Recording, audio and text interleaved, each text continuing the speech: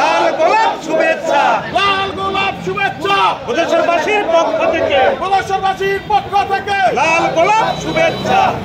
Vote দিব কিসে? ধানের শীষে, ধানের শীষে ভোট দিব।